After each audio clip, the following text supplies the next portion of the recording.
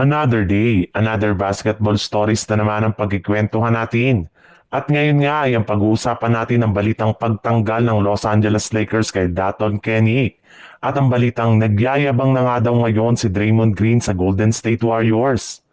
Kamakailan lamang nga ay inanunsyo na nga ng Los Angeles Lakers na buo na nga daw po ang kanilang 10-man rotation na kanilang gagamitin sa darating na bagong season. Hahatiin nga niya sa dalawang grupo na bubuuhin ang kanilang starting lineup na kinabibilangan ni Luka Doncic, Austin Reeves, LeBron James, Rui Hachimura at DeAndre Ayton. Tutulungan rin naman nga sila dito ng kanilang magiging second unit na kinabibilangan ni Gabe Vincent, Marcus Smart, Jake LaRavia, Jackson Hayes at si Jared Vanderbilt. Subalit base nga sa kalalabas pa lang na balita ng isang NBA insider mula sa Lakers, meron pa rin nga daw po silang dalawang player ngayon na binabalakan nilang tanggalin bago mag-umpisa ang kanilang kampanya next season.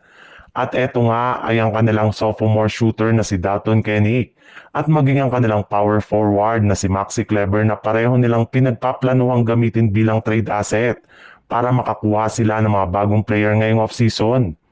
Sa ibang balita naman, dahil nga sa mga magagandang balita na lumabas sa mga nagdaang araw patungkol sa pagkuha ng Golden State Warriors kay Al Horford at ang pagbabalik nila kay Jonathan Kuminga ay unti-unti na ngang nagiging ready ang kanilang lineup para sa darating na bagong season ng NBA.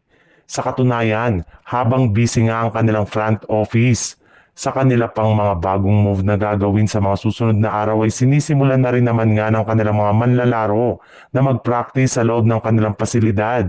Sa katunayan, kumalat pa nga sa social media ang isang video kung saan magkakasama na ngang nag-eensayo ang kanilang mga key player na sina Draymond Green, Moses Moody at maging si Jimmy Butler. Kahit man nga hindi pa nag-uumpisa ang training camp, ay todo na nga ang kanilang ginagawa dito since desidido talaga sila na makabawi next season. Mismong si Draymond Green na rin naman nga ang matapang na nagsabi sa harap ng kamera at sa harap-harapan mismo ni Jimmy Butler na sila na nga daw ang magkakampiyon next season. Hindi na nga nila hahayaan pa na maulit muli ang nangyari sa kanilang team last season. Sa madaling salita, mukhang maaga na ngang nagbabala si Draymond Green sa lahat ng mga kupunan sa NBA kagaya ng ginagawa noon sa All-Star Weekend.